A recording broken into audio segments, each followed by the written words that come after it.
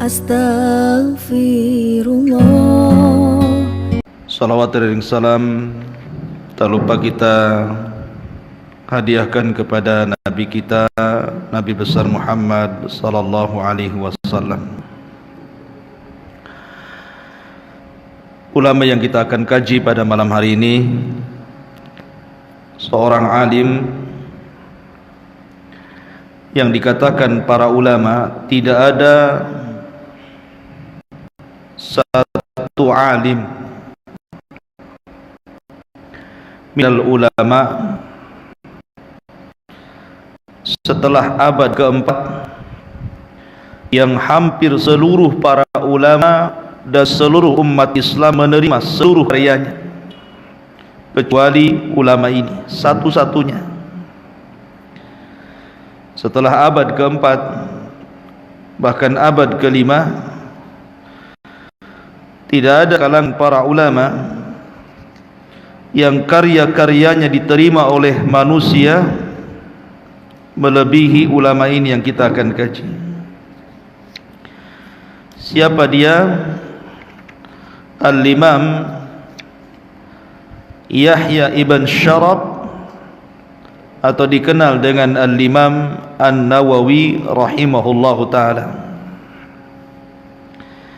Malam ini kita akan mengkisahkan seorang imam yang karyanya luas, bahkan tidak ada satupun kaum muslimin kecuali mereka kenal namanya dan juga karya-karyanya. Dialah Imam Nawawi. Ma'asyiral muslimin yang dimuliakan Allah Subhanahu wa taala, nama beliau adalah Yahya ibn Sharaf. Yahya ibn Sharaf An-Nawawi rahimahullah ta'ala, dan dia bermadhab Syafi'i. Kalau disebutkan Imam Nawawi, maka beliau adalah seorang Asy-Syafi'i yang sangat masyhur. Kunyahnya Abu Zakaria. Kunyahnya Abu Zakaria Yahya ibn Sharaf. Dan sering dikatakan bahwa kunyah itu hukumnya sunnah. Walaupun Imam Nawawi sendiri tidak pernah menikah, sama dengan Ibnu Taimiyah. Imam Nawawi itu usianya tidak panjang, hanya sampai di 45 tahun saja dia meninggal, dan tidak sempat menikah. Tapi dia memiliki kunyah namanya Abu Zakaria. Zakaria bukan anaknya, orang belum kawin masa punya anak.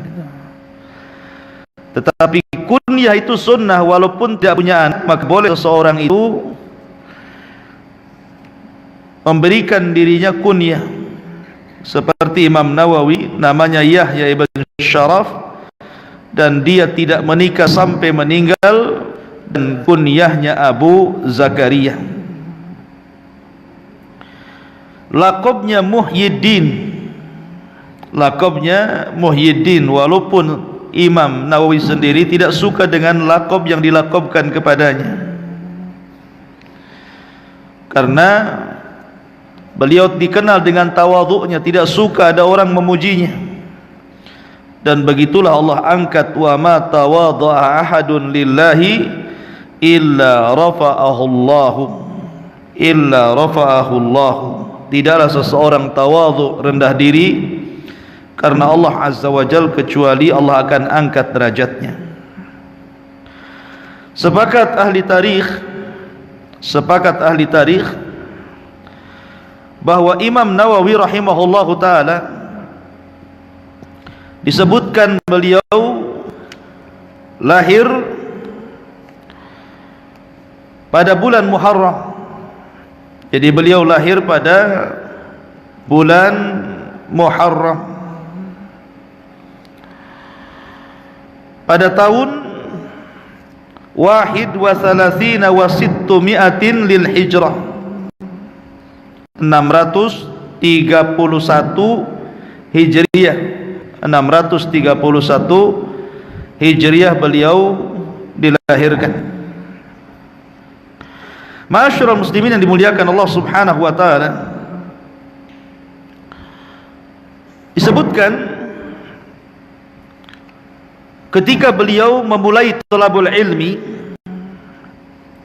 beliau membaca dalam satu hari itu 12 darsan alal masyayikh syarhan wa tashihan. Bayangkan, beliau dalam satu hari siang dan malam itu punya durus, punya pelajaran sebanyak 12 pelajaran. Jadi dalam satu hari itu dia berpindah-pindah dari satu syekh ke syekh berikutnya. Pamannya, anggaplah di masjid ini ada kajian, di masjid sana ada kajian, di masjid sana ada kajian. Di dalam satu hari itu dia pindah-pindah tempat. Habis ngaji di sini dia ke syekh situ, habis di syekh situ ke syekhnya lain lagi. Jadi satu hari dia menghadiri majelis sampai 12 kali setiap hari. Tidak bisa bayangkan, ya. Jadi hari-harinya hanya dipenuhi dengan thalabul ilmi saja Imam Nawawi rahimahullahu taala. Taib, Imam Nawawi rahimahullahu taala sejak kecil memang diberikan karamah oleh Allah Azza wa Jalla. Bahkan dijelaskan bapaknya memang tidak banyak sejarah menjelaskan tentang siapa bapaknya, tetapi cukuplah Imam Nawawi sendiri yang kemudian memuja atau memuji bapaknya dengan mengatakan bahwa bapaknya adalah seorang yang saleh, seorang yang penuh dengan berkah, dan Allah berikan rezeki yang banyak. Bapaknya itu seorang pedagang yang berhasil.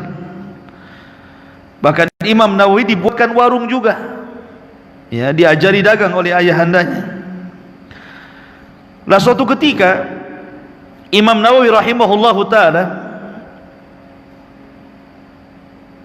sedang tertidur di bulan Ramadan, dan itu masih kecil belum balik, tertidur bersama keluarganya, tidur. Tiba-tiba kemudian terjadi perkara yang ajaib, di mana Imam Nawawi rahimahullahu taala dia melihat ada cahaya yang masuk ke dalam rumahnya. Jadi dia melihat ada cahaya yang masuk ke dalam rumahnya. Maka Imam Nawawi yang masih kecil belum balik itu membangunkan semua keluarganya, terutama bapaknya. Kemudian mengatakan, ya abati, ma hadza dzau'u alladhi qad mala'a ad-dara. Wahai bapakku, itu cahaya apa yang kulihat, di mana cahaya itu menembus rumah kita. Masih kecil, tetapi ketika keluarganya bangun tidak ada cahaya, ya. Tetapi bapaknya mengatakan kepada Imam Nawawi rahimahullahu taala dan mengatakan, araftu annaha lailatul qadri, bahwa malam itu adalah malam ganjil di 10 akhir Ramadan, dan baru tahu bahwa malam itu adalah malam Lailatul Qadar. Jadi anaknya Imam Nawawi masih kecil ini melihat cahaya, kemudian membangunkan semua keluarganya. Setelah itu mereka tidak tidur dan menghabiskan malam itu dengan ibadah kepada Allah Azza wa Jalla. Bahkan ada satu kisah, seorang laki-laki Maghrib, Imam Nawawi ini masih kecil, dia mengajak main-main Imam Nawawi kecil ini dengan anak-anak yang lainnya. Biasalah anak-anak ya belum balik kan suka main gitu ya. Tapi Imam Nawawi rahimahullahu taala tidak mau. Jadi dia senantiasa membaca buku itu sejak kecil, belum balik sudah baca buku itu. Sampai dipaksa pun tidak mau. Sampai dia menangis karena dipaksa, tapi tetap tidak mau. Akhirnya kemudian rajulun minal maghrib ini, orang Maghrib ini datang kepada ayahnya, kemudian mengatakan, wahai fulan, i'tani bihadzal walad, jagalah anakmu ini, fa inna lahu sya'nun fil mustaqbal, nanti orang ini akan jadi orang besar di masa depan. Bapaknya mengatakan, amunajamun ant, kamu dukun ngeramal anakku katanya. Kamu ini dukun apa? Gitu bapaknya. Kok tahu anakku akan jadi orang besar, katanya. Maka rajulun minal maghrib ini mengatakan kepada ayahnya Imam Nawawi, tidak, sungguhan aku mengatakan seperti itu. Aku lihat ada cahaya ilmu di wajah anakmu ini. Sejak orang maghrib ini ngomong begitu, maka ayahnya selalu memperhatikan Imam Nawawi rahimahullahu ta'ala, terutama tentang talabatul ilmi, bagaimana beliau belajar dengan dan dicintakan dengan ilmu. Dan Imam Nawawi rahimahullahu ta'ala memang sudah hafal Quran sebagaimana ulama-ulama salaf. Jadi sebelum balik sudah hafal Quran, dan sekali lagi dia suka membaca. Kemudian setelah itu dia berpindah bersama keluarganya dari Nawa menuju Damaskus. Kenapa? Karena memang Nawa itu tempat kelahiran Imam Nawawi rahimahullahu ta'ala, bukan kotanya para ulama, sehingga untuk mempelajari ilmu itu tidak memuaskan. Akhirnya kemudian rihlah dan berangkat menuju Damaskus, dan ketika itu Damaskus memang kotanya para ulama. Disitulah Imam Nawawi mulai belajar, kemudian mengajar dan menulis. Imam Nawawi di ikhwan, beliau mulai menulis itu di usia 28 tahun. Di usia 28 tahun dia mulai menulis. Sementara wafatnya di usia 45 tahun. Berarti sebentar saja sebenarnya, ya kan? 28 tahun dia mulai menulis, di usia 45 tahun beliau wafat. Berapa tahun berarti dia nulis? Belasan tahun saja kan? Tidak lama, ya kan? Akan tetapi lihat bagaimana karya-karya beliau. Seolah-olah zaman di Imam Nawawi itu satu hari sama dengan satu bulan di zaman sekarang, ya. Jadi satu hari di zaman Imam Nawawi itu sama dengan satu bulan di zaman sekarang. Seolah-olah waktu itu berkah lama, sehingga waktu belasan tahun Imam Nawawi sudah mampu mengarang kitab yang luar biasa banyaknya, yang tidak mungkin dikarya orang sekarang. Subhanallah, ya. Saya akan sebutkan beberapa karyanya yang fenomenal. Anda tahu kitab Imam Nawawi namanya Riyadhus Shalihin. Itu kitabnya Imam Nawawi, Riyadhus Shalihin. Tidak ada satupun markas di dunia, tidak ada satupun pesantren di dunia, mau di Indonesia, di Singapura, di Malaysia, ataupun di seluruh dunia, kecuali mereka akan menyimpan kitab Riyadhus Shalihin dan dipelajari, dan tidak diperselisihkan oleh mazhab, ya kan? Bahkan ada ulama yang mengatakan tidak ada kitab yang lebih banyak dicetak setelah Al-Quran melebihi Riyadhus Shalihin. Bayangkan, tidak ada kitab yang lebih banyak dicetak itu melebihi Riyadhus Shalihin setelah Al-Quran. Saking banyaknya markas-markas, pondok-pondok pesantren di berbagai penjuru dunia, mereka berhajat kepada kitabnya Riyadhus Shalihin ini. Subhanallah, ya. Padahal Riyadhus Shalihin itu kan hanya kumpulan-kumpulan hadis saja kan, hanya berbab, kemudian dikumpulkan hadis-hadis Nabi SAW, terkadang dikasih taklik, ya ringkas-ringkas saja. Sementara banyak para ulama yang mengarang kitab yang sama, yang isinya sama dengan Riyadhus Shalihin, tapi tidak dikenal. Menunjukkan apa? Menunjukkan keikhlasan Imam Nawawi ketika menulis dan keberkahan karyanya. Makanya kitabnya talaqathul ummatu bil qabul, umat menerimanya. Atau contoh yang lain, contoh kitab Al-Adhkar. Al-Adhkar, Al-Adhkar li Imam Nawawi. Subhanallah, ya. Imam Nawawi mengarang satu kitab namanya Al-Adhkar. Padahal ikhwatu fiddin, banyak para ulama yang mengarang kitab yang sama soal Al-Adhkar, zikir-zikir Nabi SAW. Tapi kenapa pula Al-Adhkarnya Imam Nawawi yang memboming di dunia? Kalau kita butuh kepada amalan-amalan zikir, maka merujuk kepada kitabnya Al-Adhkar Imam Nawawi rahimahullahu ta'ala. Padahal di sana ada ulama-ulama yang lebih jago dibandingkan Imam Nawawi. Seperti contohnya umpamanya Al-Ghazali, kemudian juga Ibnu Daqiq Al-Id, kemudian juga Subki, dan banyak ulama lainnya. Mereka banyak mengarang kitab, tapi tidak seterkenal kitabnya Imam Nawawi. Luar biasa ya. Ataupun kitab yang lain adalah Minhajut Talibin. Tidak ada ma'had atau pesantren yang menasabkan diri kepada mazhab Syafi'i pasti mempelajari kitab Minhajut Talibin. Minhaj At-Talibin. Minhaj Talibin ini sebenarnya ketika Imam Nawawi mengarang tidak dikenal. Tetapi setelah 300 tahun setelah Imam Nawawi mengarang kitab Minhajut Talibin, kemudian datang seorang alim Syafi'i ya, kemudian disyarah kitabul Minhaj dan syarhul Minhaj, langsung booming kitabnya itu. Siapa yang tidak kenal syarhul Minhaj gitu ya? Atau dalam bab hadis, contohnya dalam hadis saja, siapa yang tidak kenal kitabnya Tadribur Rawi? Kita dulu waktu dia mempelajari kitab Tadribur Rawi ya, orang-orang yang mempelajari mustalahul hadis pasti kenal kitabnya Tadribur Rawi. Tadribur Rawi itu sebenarnya dia adalah syarah daripada Taqrib wa Taisir li Sunani Basyirin Nadhir, karya Imam Nawawi, disyarah lagi menjadi Tadribur Rawi.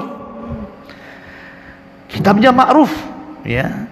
Ma'asyiral muslimin yang dimuliakan Allah Azza wa Jalla. Bahkan yang fenomenal lagi, syarah Sahih Muslim. Siapa yang tidak kenal Sahih Muslim itu? Banyak yang nyarah ya.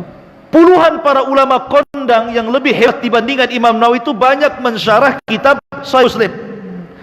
Tapi justru yang dikenal hanyalah syarahnya Imam Nawawi, Syarhus Sahih Muslim. Dan itu yang diterima umat sampai hari ini.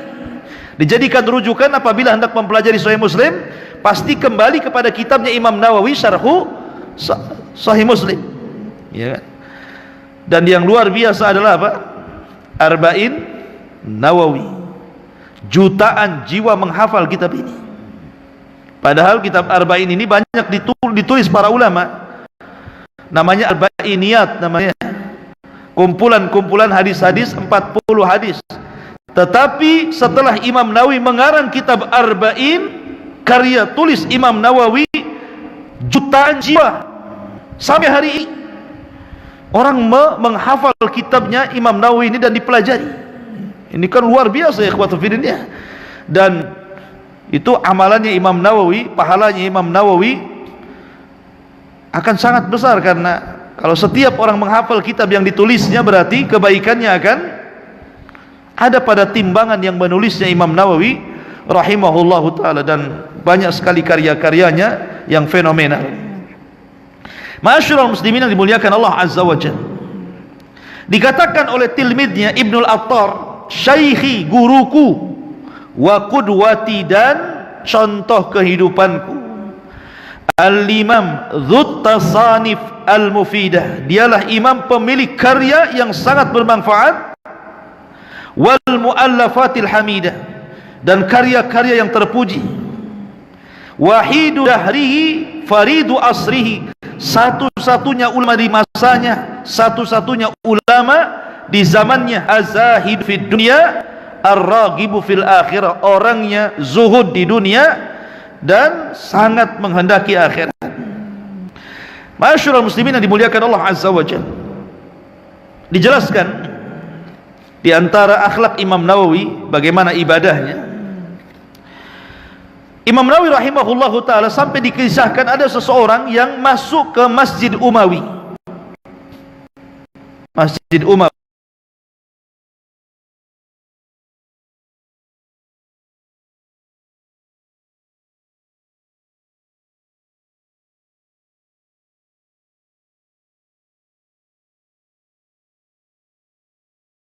itu aja diulang-ulang sampai menangis. Setelah kemudian orang ini selesai sholat, maka diperhatikan siapa orang yang sholat membaca satu ayat itu dan menangis. Rupanya setelah diperhatikan dia Imam Nawawi rahimahullahu ta'ala, artinya beliau bukan mudah menangis dan dalam kesibukannya thalabul ilmi menyempatkan diri untuk tahajud. Kemudian juga dia dikenal orangnya keras terhadap penguasa, artinya dia tidak kenal rasa takut dengan penguasa. Dia suka mengirim surat kepada penguasa menasihati penguasa begini. Dia tidak takut sama sekali. Padahal kita tahu hadis Nabi SAW, afdalul jihad kalimatul haq inda sultanil jair, kan gitu ya. Seutama-utama jihad itu adalah kalimat yang hak yang dilemparkan kepada pemimpin yang zalim. Dan Imam Nawawi dihadapkan kepada pemimpin yang zalim kepada itu, tapi tetap saja dia kirim surat menasihati agar pemimpin itu lembut kepada rakyatnya, agar pemimpin itu adil, agar pemimpin itu bijak, dan begitu seterusnya, dan dengan cara yang santun. Bukan menasihati lewat mimbar, lewat YouTube. Kan ada tuh orang-orang yang mengkritik pemerintah itu. Wah, dihabiskannya di YouTube itu. Ya, seolah-olah tidak ada kebaikan pemerintah itu. Ya. Bukan begitu menasihati pemerintah, bukan lewat YouTube. Menasihati pemerintah itu kirim surat, ya, kemudian atau dekati dengan orang-orang yang dekat dengan dia, nasihati. Kalau nerima nasihat, alhamdulillah. Kalau enggak, kita doakan. Ya. Asyraful Musyrikin, bahkan Imam Nawawi itu ketika banyak para ulama yang berfatwa akan bolehnya melakukan pemberontakan, maka dia satu-satunya ulama yang mencegah, tidak boleh ada khuruj pemberontakan. Kenapa? Karena mafsadahnya jauh lebih besar dibandingkan maslahatnya. Lihat, sama dengan Imam Ahmad, ya, padahal dia dihadapkan dengan Khalifah Mu'tasim, khalifah yang sudah menyiksa dan memenjarakannya. Tapi ketika murid-muridnya mengajak untuk khuruj, memberontak, kata Imam Ahmad, ad-damud dam, ad-dima'ud dimah. Jangan, nanti akan tertumpahkan darah, kata Imam Ahmad. Maka Imam Nawawi juga sama, melarang orang untuk melakukan khuruj kepada pemerintah. Makanya kalau kita lihat tentang perkataan yang melarang kita untuk melakukan pemberontakan kepada pemerintah, biasanya merujuk kepada perkataan Imam Nawawi. Karena bagus sekali alasan beliau kenapa kita dilarang untuk melakukan pemberontakan kepada pemerintah. Karena Imam Nawawi itu diberikan kecerdasan luar biasa. Di otaknya itu kutub putih itu paling Bukhari, Muslim, Abu Dawud, Nasa'i, Tirmidzi, Baihaqi, semua ada di kepalanya. Ya. Jadi dia semua hafal. Muwatta'nya Imam Malik, Musnadnya Syafi'i, Musnadnya Ahmad, semua hafal di kepalanya Imam Nawawi ini. Luar biasa, ajaib dia. Semua hadis hafal di sini. Jadi di luar kepala. Sama dengan kita di luar kepala. Cuman kita nggak masuk, di luar aja. Karena Imam Nawawi memang di dalam kepala, ya. Jadi masyarakat muslimin yang dimuliakan Allah Azza wa Jalla, belum lagi dia guru dia nggak terbilang saking banyaknya Imam Nawawi ini. Dia belajar kepada fuqaha ahli fikih, dia belajar kepada muhaddisin ahli hadis, dia belajar kepada mufassirin ahli tafsir, sehingga waktu yang singkat itu bermanfaat, ikhwan. Ilmu itu kayak harta. Ada orang yang cari harta, pulang keluar pagi, pulang sore, keringatan, gajinya sedikit. Ada yang ongkang-ongkang saja, tahu-tahu keningnya gendut, kan begitu. Artinya bahwa ada orang yang belajar lama nggak cerdas-cerdas, ada orang yang belajar sebentar tapi Allah berikan kecerdasan. Begitulah ilmu dan harta rizki dari Allah Azza wa Jalla. Lah Imam Nawawi ini walaupun tidak lama dia belajar, ya, tapi sejak dari kecil memang sudah belajar. Maksudnya dia tidak kemana-mana, tidak seperti para ulama dulu ya, ke Basrah, ke Kufah, ke Yaman, ke Madinah, ke macam. Dia di Damaskus saja, paling ke beberapa daerah yang berdekatan dengan Damaskus. Tapi dia itu rumahnya seperti perpustakaan. Jadi rumahnya itu isinya kitab, di sini kitab, di sana kitab, di sana kitab. Jadi kalau ada tamu itu susah tuh. Kenapa? Harus beresin kitabnya dulu, karena berserakan di mana kitabnya. Seolah-olah Imam Nawawi itu walaupun tidak menikahi seorang wanita, dia menikahi kitab. Saking banyaknya kitab satu rumah itu kan. Kalau ada tamu susah dia mau letakkan di mana. Bahkan yang heran ikhwan, Imam Nawawi dia pernah 2 tahun tidak keluar kecuali untuk sholat, minum, buang air. Selebihnya dia duduk seperti saya begini.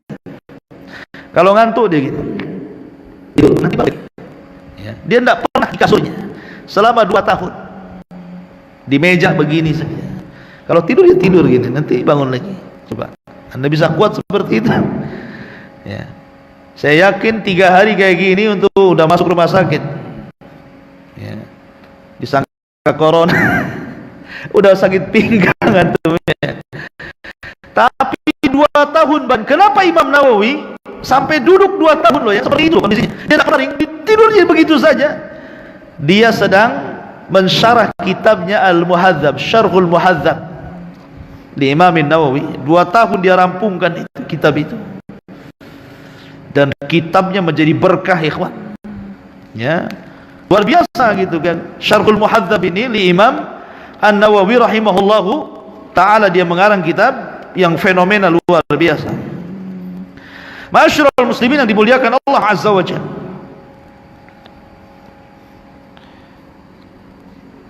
Di antaranya adalah beberapa kisah yang menarik dari Imam Nawawi. Imam Nawawi rahimahullahu taala, beliau dikenal zuhudnya, waraknya dan ibadahnya. Dijelaskan, lam yakun imamuna Nawawi rahimahullahu taala liyaghtarra bidunya. Tidaklah imam kami, Imam Nawawi rahimahullahu taala, kata sebagian murid-muridnya, terperdaya dengan dunia. Wa innama ja'ala haddahu minha kazzadir raqib uswatan bin nabi sallallahu alaihi wasallam fi qawlihi mali wal dunya innama ana qaraqibin qala fi dhilli syajaratin thumma raha wa tarakah. Imam Nawawi itu tidak terpengaruh dengan dunia. Dia jadikan dunia itu hanya sebagai zadir raqib. Ibaratnya kalau antum mau safar kan tidak mungkin antum bawa rumah, bawa apa-apa kan, paling uang aja di ATM ya. Yang penting secukupnya lah. Ya. Begitulah Imam Nawawi jadikan dunia hanya sekedar untuk bekal saja. Dan dia meniru sabda Nabi SAW ketika Rasul bersabda, apalah dunia bagiku, hanya seperti orang yang berjalan, musafir. Orang yang musafir, kemudian ada sebuah pohon, kemudian dia bernaung sejenak di situ untuk istirahat, kemudian pergi. Begitulah dunia. Makanya Imam Nawawi rahimahullahu taala tidak perhatian dengan dirinya. Dia mengatakan bahwa saya hanya makan 1 hari itu 1 kali. Imam Nawawi rahimahullahu taala, beliau menjelaskan dirinya, beliau menceritakan tentang kondisinya. Beliau itu kasratus siyam, jadi banyak puasa. Jadi kalau tak puasa, beliau itu makan dalam sehari cuma 1 kali saja, habis tidak makan lagi. Karena dia merasa lezat dengan ilmu, jadi makannya sehari-hari sudah. Kalau kita kan belum warungnya, belum di GoFoodnya kan, semua dipesan kan gitu ya. Jadi makanya perut kita bukan dipenuhi ilmu, dipenuhi beras. Termasuk waraknya. Waraknya Imam Nawawi rahimahullahu taala, dia berusaha menjauhi perkara-perkara syubhat, khaufan minal wuqu'i fil muharram, karena takut dia masuk kepada yang diharamkan Allah Subhanahu wa taala. Taib. Waktunya sudah mendekati isya. Langsung saja. Adapun musannafatuhu, karya-karya beliau yang masyhur, Syarah Muslim, kemudian Riyadhus Shalihin, Arba'in Nawawi, kemudian Syarah Sahih Bukhari, tapi tidak sempurna keburu meninggal. Kata Imam Ibnu Katsir kalau tidak salah, kalau saat Imam Nawawi diberikan usia yang panjang dan berhasil menyempurnakan Syarah Sahih Bukhari, niscaya itu syarah yang paling agung di dunia, melebihi Ibnu Hajar. Ya, kalau seandainya sempurna tetapi keburu meninggal, maka hanya ada juz yasiran saja, ada beberapa juz saja yang bisa dia karya. Termasuk juga Al-Adhkar, karya beliau. Kemudian juga Raudhatut Talibin, atau dikenal dengan Al-Majmu' Syarhu al-muhadzab, tetapi juga tidak sempurna. Yang menyempurnakan adalah Imam Subki, ulama setelahnya. Ya, kemudian diberikan tahqiq. Kemudian Imam Nawawi rahimahullahu taala, di antara wafatnya beliau, bahwa rahimahullahu taala adalah seorang yang meninggalkan karya yang banyak. Dikatakan oleh Imam Ibnul Athar, balaghani maraduhu, sampai kepada tentang sakitnya Imam An-Nawawi. Fatawajjahtu min Dimaski li iyadatihi, maka aku pun kemudian mengarah dari Damaskus untuk datang kepada Imam Nawawi yang sedang sakit. Fasurra bidzalik, maka Imam Nawawi melihat muridnya Ibnul Attar sangat senang sumringah. Summa amarani birruju'i ila ahli, kemudian dia memerintahkan aku untuk kembali kepada keluargaku. Fa wada'athu ba'daan usyarrifu alal afiyati fi yaumi sabti al-ishrin min Rajab. Kemudian aku pun menitipkan sesuatu kata-kata setelah aku muliakan dengan mendoakan kesehatan kepada Imam Nawawi pada hari Sabtu, ya, tanggal 20 dari Rajab. Falamma kanat lailatul thulatsa, ketika hari di malam Selasa, firrabi wal ishrina minhu, pada tanggal 24 masih di bulan Rajab, sanata sittin wa sab'ina wa sittu mi'atil hijrah, pada tahun 676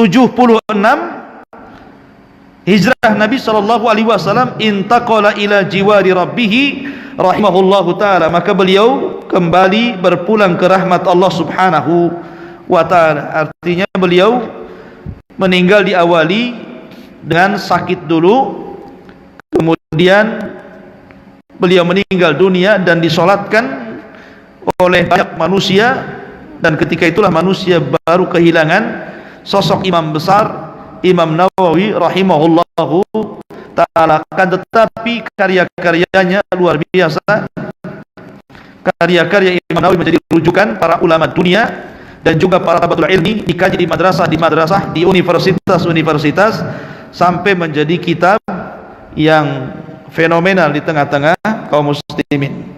Wallahu a'lam bishawab. Ini di antara kitab atau karya Imam Nawawi, dan ini di antara kisah beliau yang singkat karena waktu juga yang singkat. Mudah-mudahan ada manfaatnya. Subhanakallahumma bihamdika, asyhadu an la ilaha illa anta, astaghfiruka wa atubu ilaik. Allahu ta'ala alam. Assalamualaikum warahmatullahi wabarakatuh.